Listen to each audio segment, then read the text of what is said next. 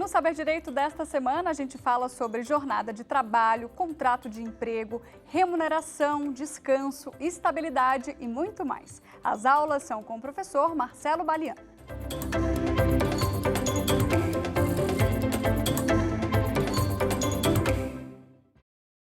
Olá, meus amigos, minhas amigas. Sejam muito bem-vindos mais uma vez ao nosso programa Saber Direito. Sou o professor Marcelo Balian e hoje vamos dar continuidade à nossa aula de ontem, que tratou de empregado e empregador. Hoje vamos trabalhar jornada de trabalho, que é um direito do trabalhador empregado. Tudo bem? Vem comigo? Vamos lá. Senhores, jornada de trabalho.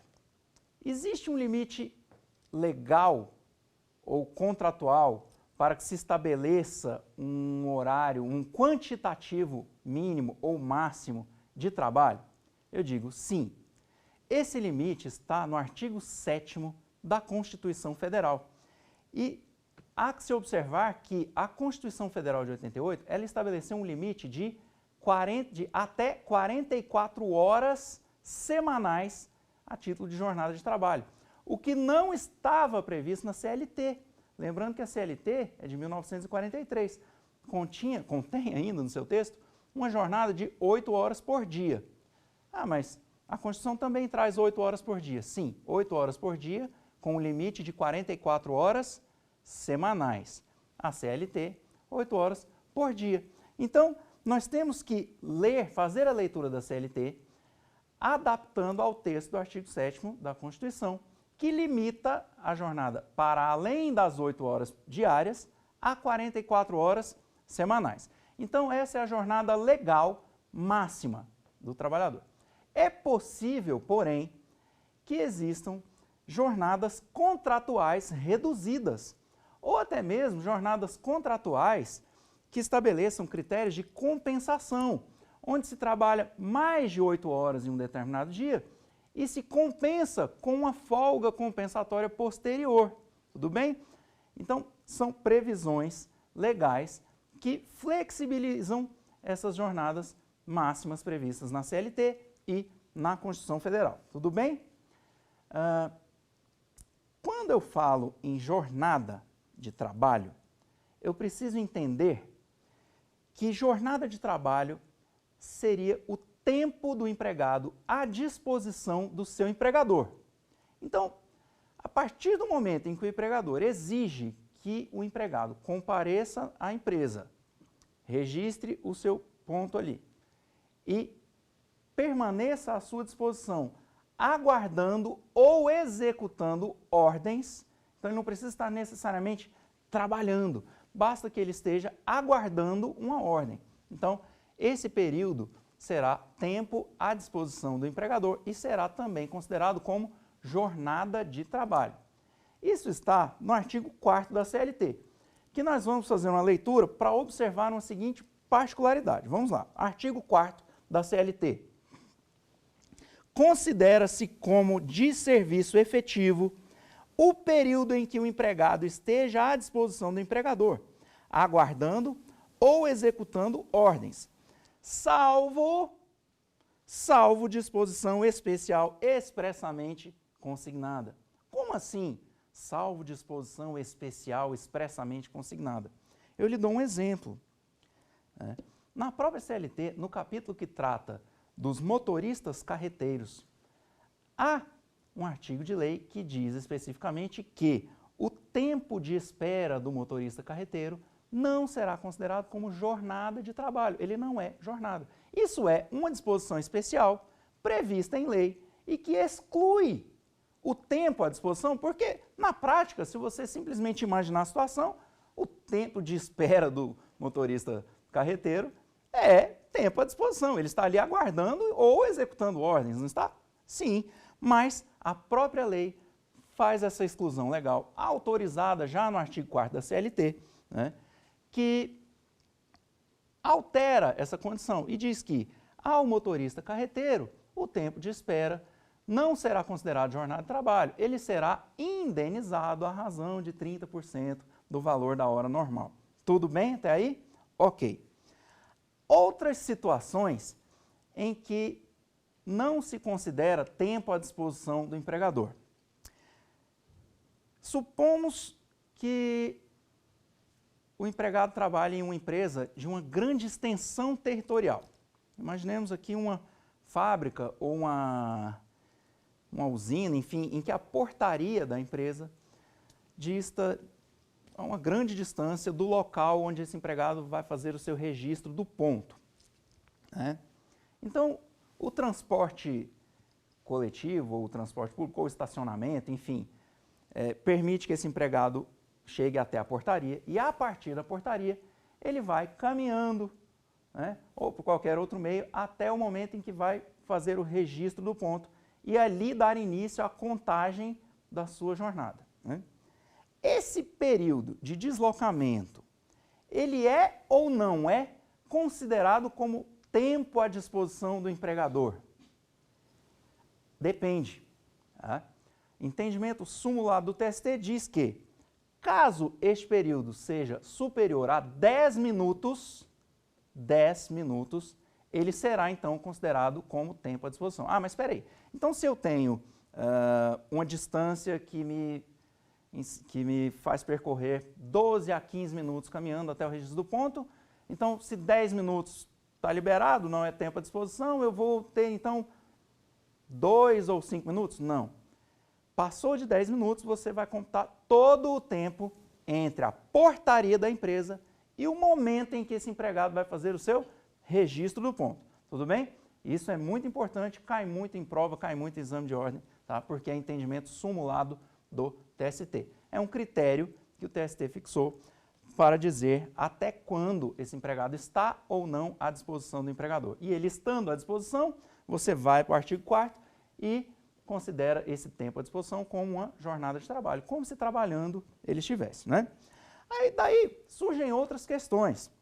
O tempo em que o empregado está trocando de roupa, ele chegou à empresa e antes do seu registro de ponto, ele precisa colocar um uniforme.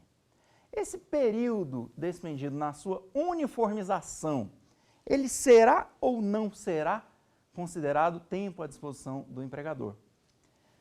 Mais uma vez, depende, né? Em se tratando de uma atividade em que a uniformização tenha necessariamente que ser feita no âmbito da empresa, né? Por exemplo, nos frigoríficos, né?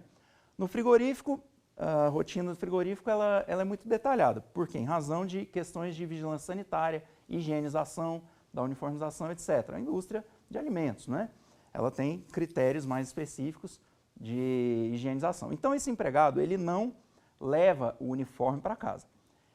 Ele, ao terminar a sua atividade, ele tira o uniforme, entrega em uma lavanderia e a própria empresa vai providenciar a lavagem dos uniformes. No outro dia ele chega, precisa então pegar um uniforme limpo, higienizado, esterilizado, e ele só pode se vestir já dentro da empresa. É obrigatório que ele se vista dentro da empresa. Por quê? Não adianta nada ele pegar um uniforme limpinho, higienizado, esterilizado e andar de ônibus com esse uniforme. Ele vai chegar e o uniforme já vai estar ali, provavelmente, possivelmente, né, contaminado com algum tipo de sujeira, enfim, o que deve ser evitado em certas atividades empresariais. Então, quando essa uniformização decorrer de uma obrigatoriedade da própria atividade para que seja feita no local de trabalho, então, sim, será considerado um tempo à disposição do empregador. Por quê? É o ônus do empreendimento, é o risco do empreendimento. Você, empregador, optou por exercer uma atividade que exige esse maior tempo do empregado ali dentro do estabelecimento. Ele tem que chegar mais cedo, né? Então, o correto seria que o registro do ponto fosse feito antes da troca de uniforme, né? E na saída, após a retirada do uniforme. Mas caso isso não seja obedecido na prática, então há sim a possibilidade de se considerar esse tempo como período à disposição e inseri-lo no montante total da jornada de trabalho para depois se calcular se houve ou não serviço extraordinário.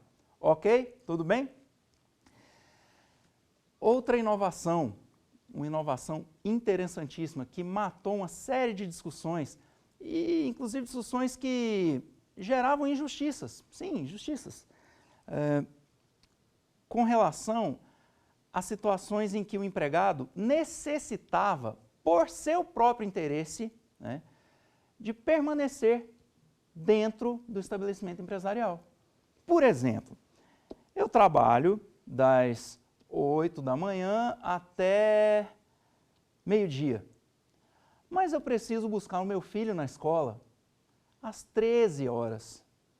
Então, entre 12 e 13 horas, eu vou ter que ficar na rua, desprotegido, desguarnecido. Eu não poderia permanecer na empresa em um ar-condicionado, em um ambiente seguro, tendo até a possibilidade de realizar atividades privadas minhas, tendo a possibilidade de estudar, enfim. Esse período em que eu já encerrei a minha jornada, mas eu continuo dentro da empresa, ele significará ou não um tempo à disposição do empregador? A alteração legislativa que veio com a Lei 13.467 de 2017, reforma trabalhista que cai muito em prova, viu? Você que está estudando aí para exame de ordem, fique atento. A reforma, então, regulamentou de forma expressa essas exceções. Então, sempre que o empregado permanecer no âmbito da empresa, ou antes do início de sua jornada, ou após o encerramento, em razão de um interesse pessoal do trabalhador, a lei já disse expressamente que ele não estará à disposição do seu empregador. Não será computado esse tempo como uma jornada de trabalho. Tudo bem? Então, isso foi muito bem resolvido, isso foi um avanço feito pela reforma de 2017, que eu considero muito importante e que tem sim caído muito em prova, viu? Fique atento, ok? Vamos passar agora ao artigo 58 da CLT. O artigo 58 da CLT, ele trata da duração do trabalho. Qual a duração normal do trabalho para o direito brasileiro? Já falamos que 44 horas semanais e 8 horas por dia. Ok. E se eu extrapolar esse limite legal? Ou até mesmo extrapolar um limite contratual inferior? Faça um contrato com o meu empregador. Olha, eu só posso trabalhar 6 horas por dia. Esse é o meu contrato. Tudo bem. Então, a minha jornada será de 6 horas por dia. Quais as hipóteses em que eu posso extrapolar essa jornada? Fazendo o que nós chamamos de hora extra, né? Sobre a jornada, hora extra, sobre labor, enfim.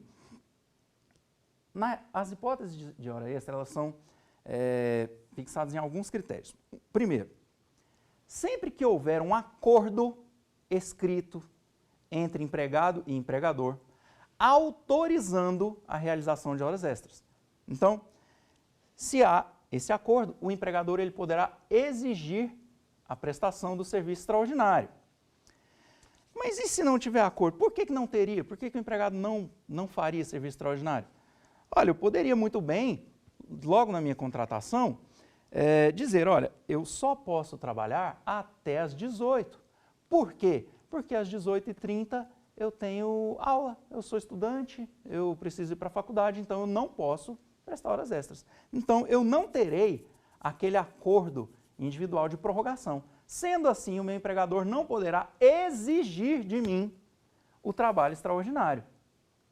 Caso eu preste esse trabalho extraordinário, né, ainda que ele não pudesse me ser exigido, né, mas eu prestei, eu preciso receber por isso, obviamente. Não é porque eu não tenho o acordo prévio que eu não vou receber pelas horas extras, não é verdade? Então, essas horas extras deverão ser pagas com um adicional de 50% sobre o valor da hora normal de trabalho. Tudo bem? Daqui a pouco nós vamos esclarecer como se encontrar o valor da hora normal de trabalho e a partir daí se calcular o adicional de hora extra, tá bom? Então tá.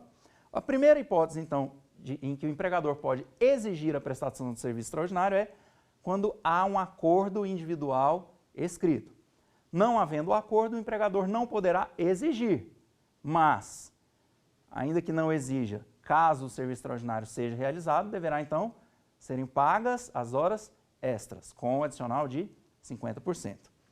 Tome cuidado, porque a CLT ela tem uma redação um pouco antiga e ela não traz sempre esse adicional de 50%. Esse adicional ele veio com a Constituição. Então havia na CLT textos em que a prestação de serviços extraordinários não vinham acompanhados do adicional de hora extra ou vinham com um adicional ligeiramente menor, tá? Isso não é possível. Você tem que fazer a leitura da CLT de acordo com o texto da Constituição. Tudo bem? Vamos lá.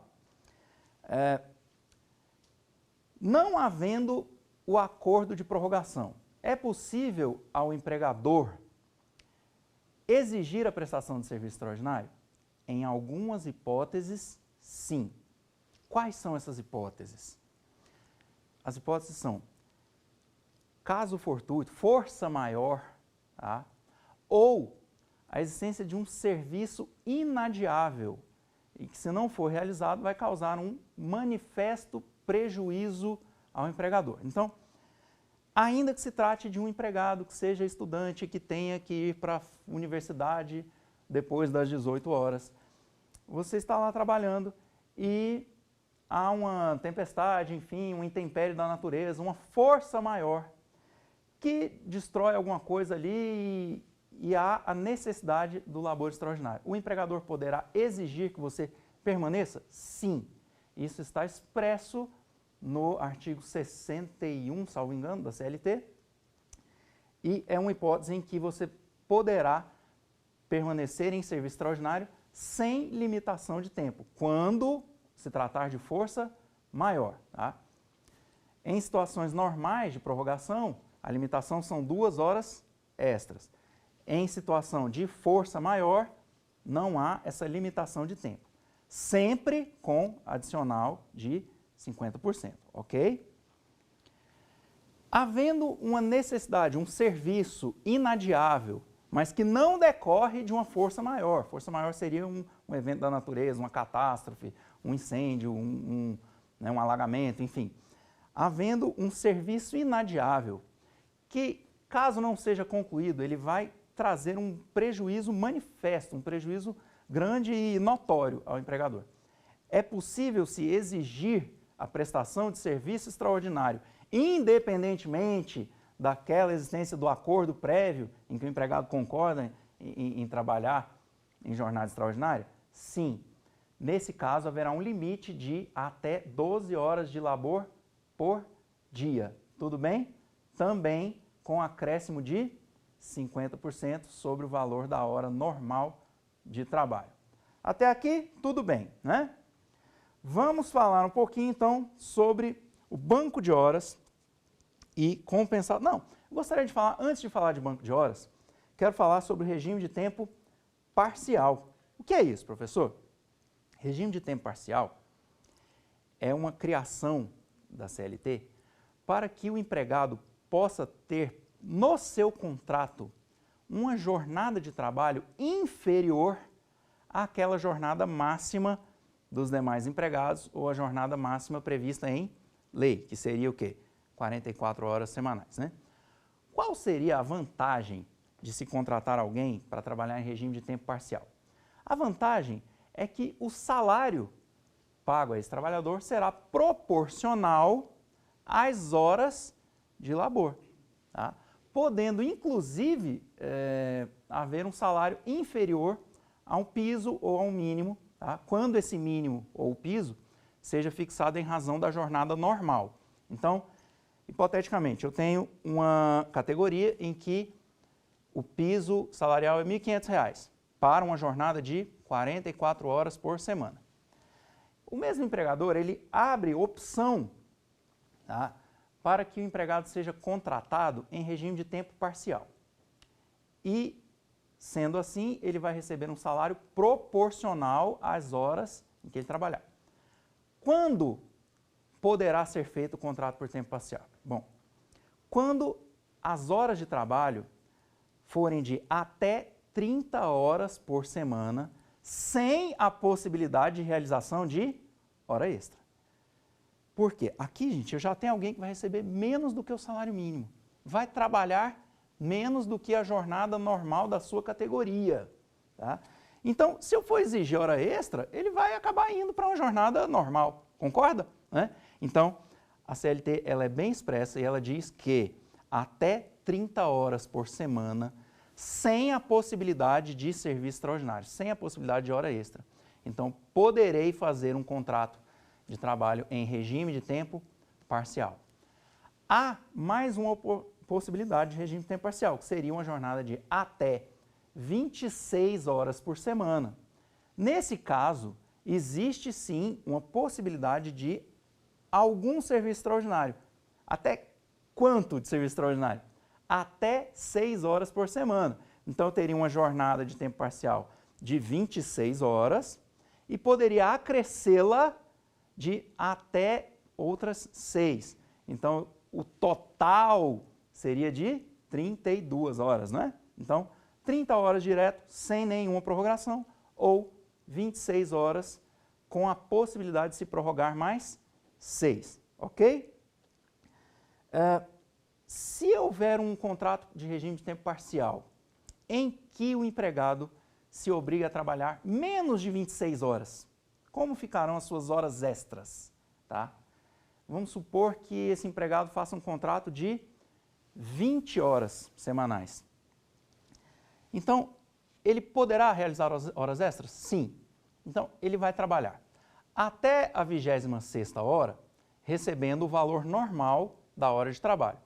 A partir da 26ª hora, ele poderá realizar, então, as 6 horas extras com o acréscimo de 50% no mínimo do salário. Quando eu falo no mínimo, é porque 50% é o adicional previsto na Constituição.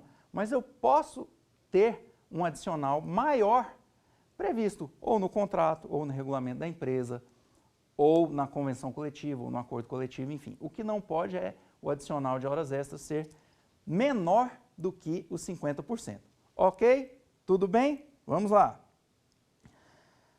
Compensação de jornada. O que é compensação de jornada? Compensação de jornada ocorre quando eu extrapolo a minha jornada máxima em um dia e eu compenso trabalhando menos em um outro dia. Esse outro dia tem que ser o dia seguinte, tem que ser dentro de um mês, tem que ser quando? Né? Aqui eu tenho várias situações. Tá? Eu tenho uma situação de simples compensação de jornada e a compensação de jornada para o empregado de regime normal, ela deverá ser feita dentro do mesmo mês, tá? Na mesma folha de pagamento. Para o empregado de regime de tempo parcial, dentro da mesma semana. Tá?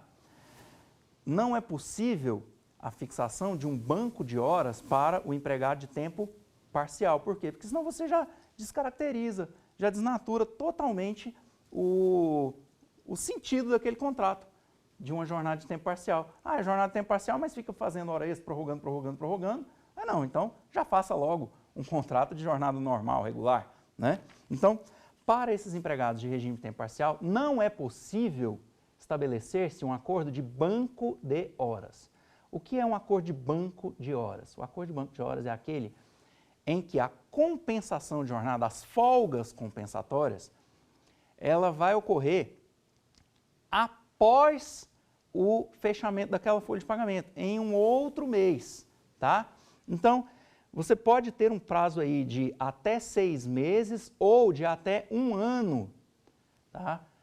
Para se fechar o saldo credor ou o saldo devedor de horas extras, né? Ou horas em que o empregado esteja devendo, horas de trabalho.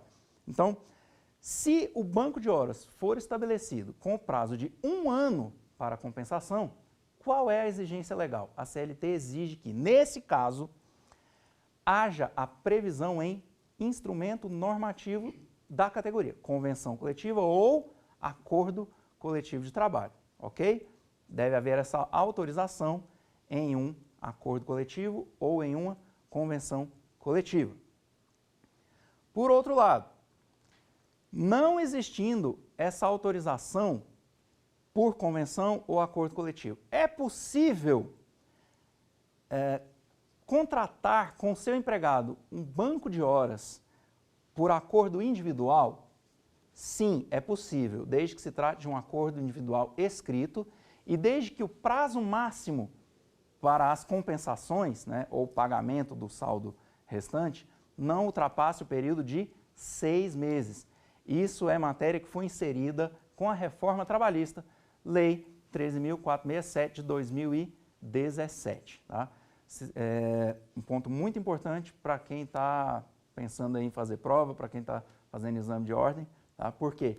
Porque antes da reforma, não havia essa previsão do banco de horas por acordo individual. Tá? Na legislação anterior à reforma trabalhista, o banco de horas só poderia ser pactuado mediante a autorização de convenção ou de acordo coletivo. E agora há essa possibilidade de pactuação por acordo individual escrito, com a diferença de que o prazo máximo de compensação ficou reduzido para 6 meses e não mais 1 ano. Querendo fazer o banco de horas no período de 1 ano, vá ao sindicato e faça então um acordo coletivo. Ok? Felizes? Vamos passar para a próxima. Prorrogação de jornada. Artigo 59 da CLT. A duração diária do trabalho poderá ser acrescida de horas extras em número não excedente de 2, por acordo individual, convenção coletiva ou acordo coletivo de trabalho. Então, essa é aquela possibilidade de prorrogação por acordo, até o limite de 2 horas. Continuando. Poderá ser dispensado o acréscimo de salário se, por força do acordo ou convenção coletiva, o excesso de horas em um dia for compensado pela correspondente diminuição em outro dia. Isso aqui é o banco de horas, tá? De maneira que não exceda no período máximo de 1 ano, tá? Esse é o banco de horas de 1 ano, é o que exige a participação do sindicato, ok? No período máximo de 1 ano, a soma das jornadas semanais de trabalho previstas nem seja ultrapassado o limite máximo de 10 horas diárias. Tá? Meus amigos, caso haja um sistema de compensação por meio de banco de horas ou por compensação semanal, sem o banco de horas, né? Essa compensação semanal ela não precisa nem de acordo, ela pode ser tácita. Né? E o empregado passe a prestar serviço extraordinário por mais de 10 horas por dia. Né? Em um período ele começa a extrapolar o máximo previsto em lei, que seriam as 2 horas extras. Qual a consequência jurídica disso?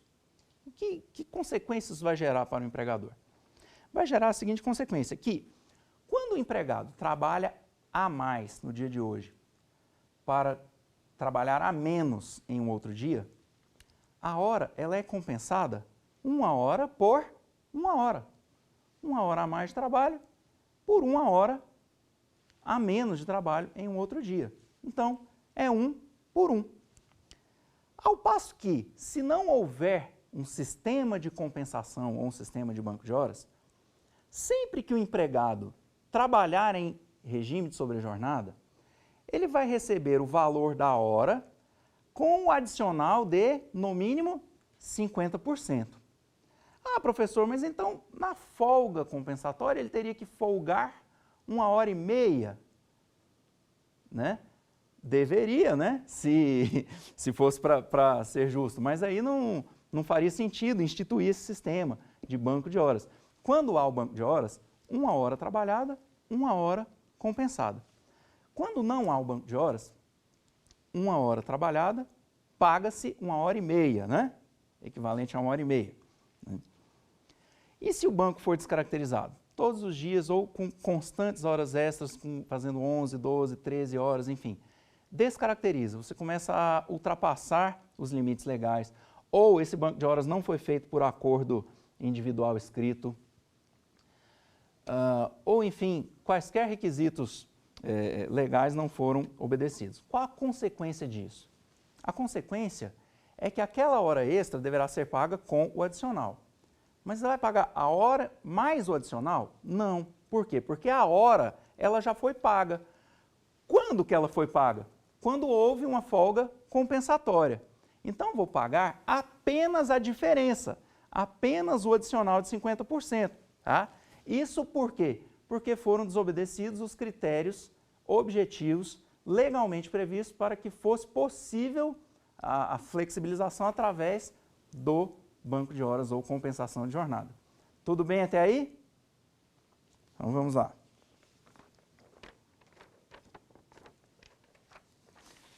Vamos passar aqui para um regime de compensação especial, que é a jornada de trabalho 12 por 36.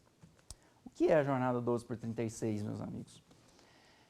É um sistema em que o trabalhador ele ficará 12 horas consecutivas trabalhando ou à disposição, ou em regime de plantão, ou trabalhando efetivamente. E você vai me perguntar, mas 12 horas não ultrapassa em muito aquele limite de 2 horas? Né? A jornada máxima diária não é 8? Eu poderia acrescer 2, então são 10. Não ultrapassaria 10 horas o limite já de prorrogação? Ultrapassa, sim. Mas aqui, a construção, ela vem do costume, ela vem da jurisprudência, e aí, o que se entende é que há um regime amplo, um sistema amplo de compensação de jornada. Tá? O que ele leva em consideração? Ele leva em consideração que o empregado vai, sim, trabalhar 12 horas, por uma particularidade da profissão, em que se estabelecem turnos de rodízio, né, para manter os postos ocupados durante as 24 horas do dia. Então, o empregado fica 12 horas trabalhando. E, em contrapartida, ele terá uma folga de 36 horas consecutivas. Então, o intervalo entre o final da sua jornada e o início da sua próxima jornada será de, no mínimo, 36 horas consecutivas. Então, há uma compensação. Ele vai trabalhar um dia sim, um dia não. Um dia sim, um dia não. Tá? E o TST entendia que, por se tratar de costume, de características de profissões, que esse sistema de compensação ele é benéfico. Até que ponto ele é benéfico? Matematicamente. Se você for observar, 12 horas, um dia sim, um dia não, o empregado vai trabalhar 3 dias em uma semana e 4 dias na outra semana. 3 dias em uma semana, 36 horas, né? 3 vezes 12, 36. 4 dias na outra semana, 48 horas. Na média, ele terá um labor de 42 horas semanais. Então, ele terá uma jornada inferior àquela jornada que ele teria caso tivesse um contrato regular de 8 horas de duração por dia de labor. Ok? Então, essa jornada de regime 12 por 36, ela é muito antiga, ela já era aceita na jurisprudência, já era aceita em diversas convenções coletivas, e o que a reforma trabalhista, a Lei 13.467, fez foi apenas especificar aqui, já na própria CLT, que essa jornada é válida. E ainda dirimiu alguns pontos, como, por exemplo, esclareceu que os feriados já estão automaticamente compensados, a hora noturna já está automaticamente compensada, né? O trabalho noturno já está automaticamente compensado nessa folga de 36 horas entre o fim de uma jornada e o início da outra. Tudo bem? Então, esse é o nosso regime amplo de compensação de jornada. Bom, prosseguindo aqui com a jornada de trabalho, gostaria de falar sobre o registro do ponto. Registro do ponto. Qual a tolerância que empregado e empregador têm para um eventual atraso ou uma eventual marcação antecipada do início da jornada de trabalho? Por exemplo, a minha jornada é das 8 às 12, das 14 às 18. Mas você concorda que é impossível todos os empregados, ao mesmo tempo, registrarem o ponto exatamente às 8 horas, no mesmo minuto, né? É impossível. Então, existe uma tolerância para isso? Sim, essa tolerância, ela já está especificada na própria CLT e ela é de 5 minutos para cada evento, com um limite diário de 10 minutos. Então, vamos lá. Eu cheguei para trabalhar às 8. Eu registrei o meu ponto às 7 horas e 58 minutos. Foram 2 minutos de antecedência. Depois, eu deveria sair às 12 para o meu intervalo de almoço. Eu saio às 12 horas e 2 minutos. Deveria retornar para o trabalho às 14. No entanto, eu retorno às 13h58. Mais 2 minutos extras. Concorda? Está acompanhando o raciocínio? Ok. Minha jornada contratual, então, se estenderia até às 18. E eu saio às 18 horas e 2 minutos. Então, eu fiz ao todo, ao longo do meu dia, 8 minutos de hora extra. Ok? Por quê? Porque cheguei 2 minutos mais cedo, saí para o intervalo de almoço 2 minutos mais tarde, retornei do almoço com antecedência de 2 minutos e encerrei 2 minutos mais tarde. A soma desses 4 períodos de 2 minutos não superou 10 minutos em um mesmo dia. Portanto, não há que se falar hora extra, em hora extra. Ok. E cada um dos eventos não superou 5 minutos. Então, esse período não é considerado tempo à disposição e ele não será computado como jornada extraordinária. A mesma coisa aconteceria em benefício do empregado. Eu usei um exemplo aqui de situação em que ele trabalhou a mais, mas eu poderia usar o mesmo exemplo com esses 2 minutos em que ele trabalhando a menos, ele chegando atrasado 2 minutos, saindo mais cedo para o intervalo, voltando atrasado e saindo mais cedo. Em cada evento, não havendo a ultrapassagem de 5 minutos, e na soma de todos os eventos do dia, não se ultrapassando 10 minutos, então não será considerado um tempo como período à disposição do empregador, ok? E aí você não vai ter hora extra, não vai ter jornada de trabalho, você descartar desse período. Tudo bem, vamos lá. Prosseguindo aqui com jornada de trabalho. Quais são os empregados que não possuem direito à jornada de trabalho? A CLT traz para a gente no artigo 62, vamos lá? Artigo 62. Não são abrangidos pelo regime previsto neste capítulo. Só um adendo. Este capítulo ele trata de jornada de trabalho e ele trata também de adicional noturno, ok? Tá? Então, não terá direito à hora extra e nem a adicional noturno esses empregados elencados nos incisos 1, 2 e 3 do artigo 62 da CLT. Quais são eles? O inciso 1 diz que os empregados que exercem atividade externa incompatível com fixação de horário de trabalho, devendo tal condição ser anotada na carteira de trabalho e no registro de empregados. Meus amigos, aqui há casos concretos de bastante complexidade. Tá? Quando eu tenho atividade externa, um motoboy, um entregador, um motorista, enfim, há uma particularidade da dificuldade de controle. Então, qualquer atividade externa estará excluída do direito à jornada de trabalho? Não. Somente aquelas atividades em que seja impossível ou extremamente difícil o controle de jornada. Né? O que eu quero dizer? Eu quero dizer que, em determinadas profissões, esse controle, ele é, com a tecnologia, enfim, nos tempos atuais, ele é muito facilmente medido, através de sistemas informatizados, através de sistemas de rastreio, GPS, enfim. Então, O motorista de caminhão, por exemplo, que trabalhe em um veículo que tem um sistema de rastreamento via satélite, né? E nesse sistema é inserido ali um computadorzinho em que ele digita ali no próprio caminhão os horários de intervalo, início, cheguei, vou conduzir o veículo. Para que ele possa ligar o veículo, ele precisa inserir lá um dado que chamamos de macros, né? Insere uma macro e aí o caminhão pode ser ligado. Chegou no destino final, o caminhão vai ser desligado, ele tem que registrar ali aquela macro. Por quê? Porque senão o sistema bloqueia o caminhão.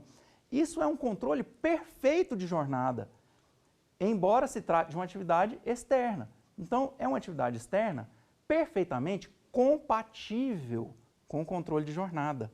Tá? Então, não estaria inserida nessa exceção do inciso 1. Quem é que estaria inserido aqui? Aquele trabalhador que realmente não tem esse controle de jornada. Um vendedor que trabalha ali na sua própria motocicleta, que tem uma rota a cumprir e ele faz essa rota como ele bem entende. No meio da rota ele pode sair, pode voltar, enfim. Não há como se controlar objetivamente a jornada de trabalho desse trabalhador externo. Então, ele não teria direito à hora extra. E, em contrapartida, se ele trabalhasse menos também, não teria como haver nenhum desconto salarial em razão disso. Tá? Inciso 2 do artigo 62. Os gerentes, assim considerados os exercentes de cargo de gestão, aos quais se equiparam, para efeito do disposto neste artigo, os diretores e chefes de departamento ou filial.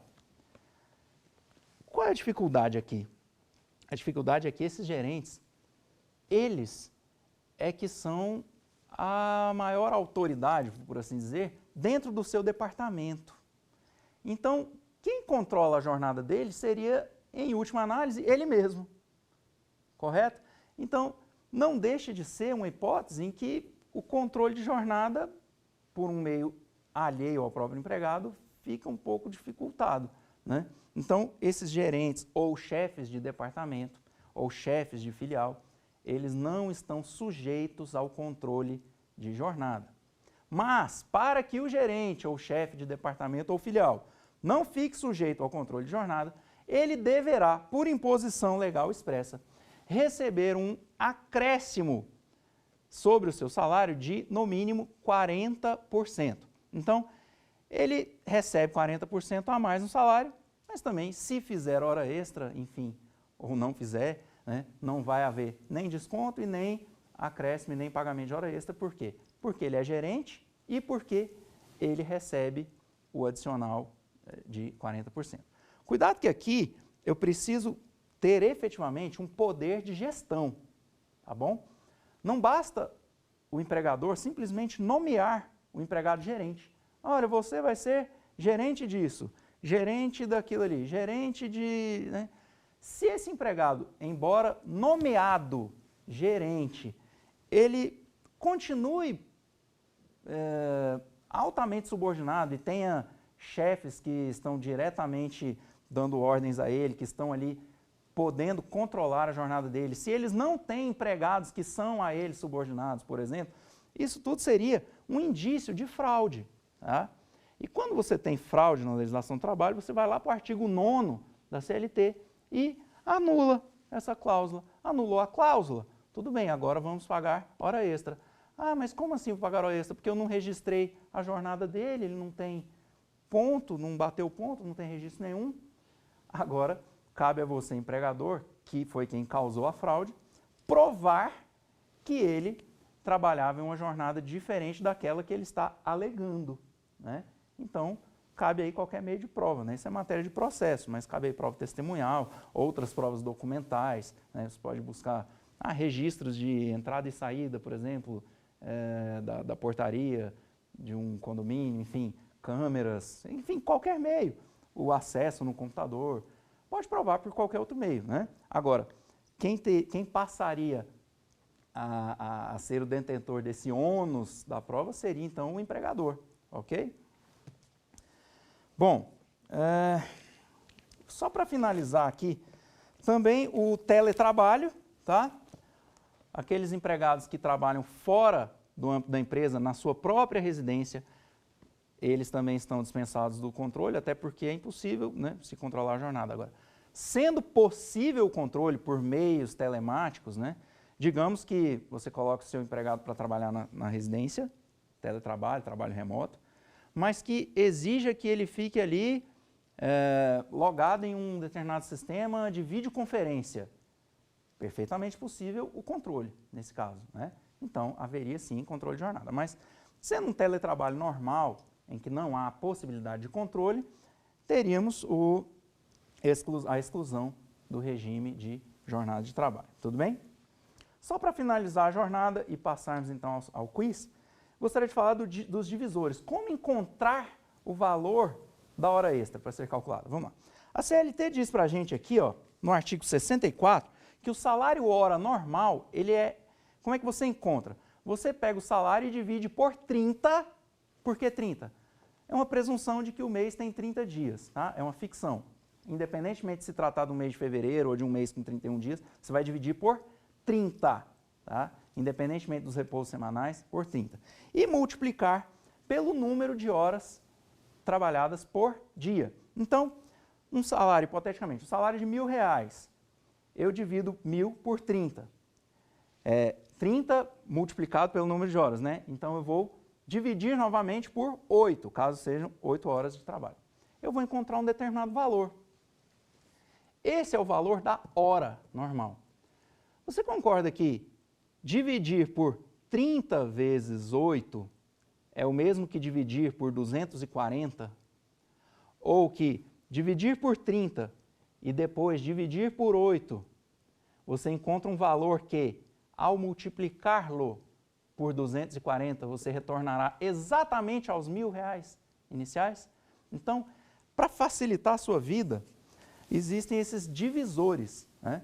Você pega o valor do salário e divide por, se for uma jornada de 48 horas, que é o que está na CLT, que é anterior à Constituição, né?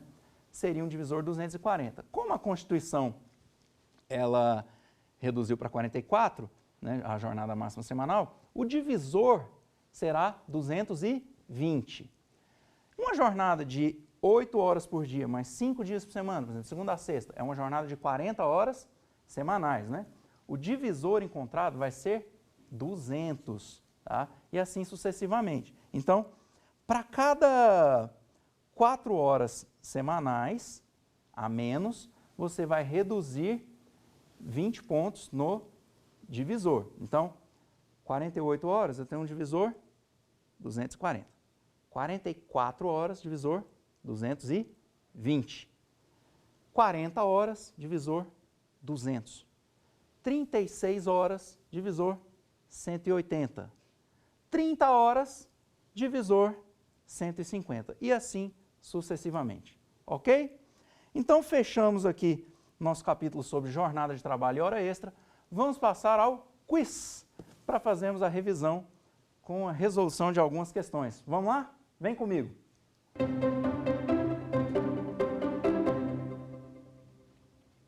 Não mais se considera tempo à disposição do empregador, isso desde a entrada em vigor da Lei nº 13.467 de 2017, essa lei que instituiu a reforma trabalhista, tá? Que entrou em vigor no dia 11 de novembro de 2017. O que foi excluído pela Lei 13.467? Foram excluídas as horas in itinere, tudo bem? É letra A a resposta. O que são as horas in itinere?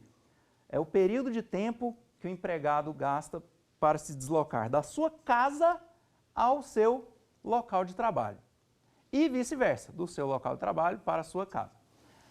O direito às horas in itinere estava previsto, anteriormente à reforma, da seguinte maneira: o empregado ele tinha esse tempo computado na sua jornada quando o empregador fornecesse o transporte e não houvesse transporte público ou o local de trabalho fosse de difícil acesso. Ok? Então, havendo esse conjunto de situações, aquele tempo gasto pelo empregado dentro do transporte da empresa, da sua residência até o local de trabalho, era chamado hora in itinere e era considerado tempo à disposição do empregador. A reforma excluiu as horas in itinere da legislação trabalhista e elas não são mais devidas e não se considera mais como tempo à disposição do empregador. Tudo bem? Horas de sobreaviso. O que são horas de sobreaviso? É um período de tempo em que o empregado não está trabalhando e ele não está impedido de se locomover, mas ele está em uma espécie de plantão, ele está de sobreaviso, ele fica ali com algum aparelho para ser chamado a qualquer momento, normalmente na sua residência, tá? E devendo estar na sua residência para ser acionado a qualquer momento. Isso é hora de sobreaviso e, por analogia à legislação que trata dos ferroviários, o que se entende hoje em dia é que se paga para qualquer categoria a razão de 1/3 sobre o valor da hora normal. Não é a hora acrescida de 1/3 não, viu gente? 1/3 sobre a hora normal. Caso ele seja efetivamente acionado ao trabalho, aí sim, encerram-se as horas de sobreaviso e passam-se a se considerar aquelas horas de trabalho como jornada regular, né? Regime de plantão no local de trabalho. Isso aqui nem hora de sobreaviso é, tá? É um regime de plantão no local de trabalho, é hora normal de trabalho, continua valendo, né? E tempo de espera para carga e descarga de caminhão, isso está previsto nos dispositivos da CLT sobre o motorista carreteiro, continua lá, tá? E esse tempo de espera é pago à razão de 30% sobre o valor da hora normal de trabalho e ele é pago de forma indenizada. Ele não é considerado tempo à disposição, ele não é considerado jornada de trabalho propriamente dita. Se fosse jornada de trabalho, seria salário, ali haveriam reflexos disso. Como ele é pago de forma indenizada, é só aquele montante ali. Tudo bem? Próxima questão.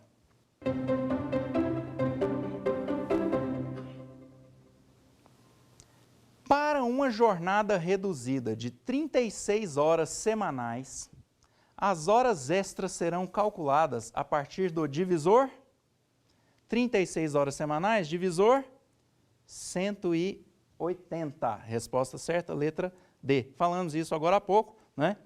Vamos fazer uma revisãozinha aqui, ó. O divisor 220 é utilizado para a jornada de 44 horas semanais. Quando eu vou reduzindo 4 horas, eu reduzo 20 pontos no divisor. Então, 44 horas semanais, 40 horas semanais, divisor 200. O divisor 150 seria, então, 30 horas semanais, não é? Porque se eu reduzo 20 pontos para cada 4 horas, então aqui eu tenho 40, reduzo 20, vai para 180, no caso de 36. Reduzo mais 20, vai para 160, para 32, né? E 150, então, eu reduziria mais 10 para chegarmos em uma jornada de 30 horas semanais. Divisor é importante que você decore mesmo, viu? Se você aprender como encontrar esse divisor, simplesmente dividindo o salário por 30 vezes o número de horas, tudo bem. O problema é que quando você pegar uma jornada picada aqui de 44 horas semanais, né, você vai ter que trabalhar com dízima periódica, isso pode dificultar um pouquinho se você não tiver uma calculadora. Então, decore. Esses são os principais divisores, são os mais usados e são aqueles que sempre estão caindo em prova, estão sempre aparecendo aí no exame de ordem. Tá bom? Muito obrigado. Vamos para a próxima questão. Mais um quiz.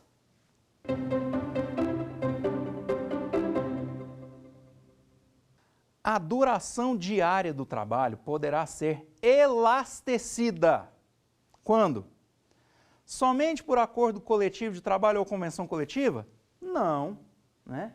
Pode ser elastecido também por acordo individual, escrito, ou pode ser elastecido também quando houver um caso fortuito ou uma necessidade imperiosa de serviço extraordinário, né? Então, letra A é falsa. Letra B. Até o limite de 2 horas diárias, ok. Bastando o acordo individual de trabalho, ok. Perfeito. Letra B, alternativa correta. Vamos ver aqui a C e a D, por que estão erradas? Vamos lá. A duração diária do trabalho poderá ser elastecida até o limite de 3 horas? Não. Até o limite de 2 horas. Aqui está o primeiro erro. Desde que com adicional de 100% e autorização em CCT? Não. O adicional é 50, né?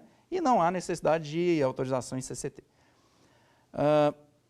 poderá ser elastecida somente por motivo de força maior? Não, como já vimos, qualquer motivo desse aqui, né, inclusive força maior ou necessidade extraordinária de serviço inadiável, são hipóteses que autorizam, sim, o elastecimento da jornada normal de trabalho. Bom, é isso aí, fizemos uma revisão rápida e tratamos hoje sobre jornada de trabalho. A jornada de trabalho máxima legal prevista na Constituição, que é de 44 horas por semana. Tratamos das possibilidades de realização de serviço extraordinário, hora extra, né, que devem ser exigidas a partir de alguns critérios e sempre pagas com um adicional de, no mínimo, 50% sobre o valor da hora normal de trabalho. Aprendemos a encontrar o valor da hora para que seja calculada a hora extra.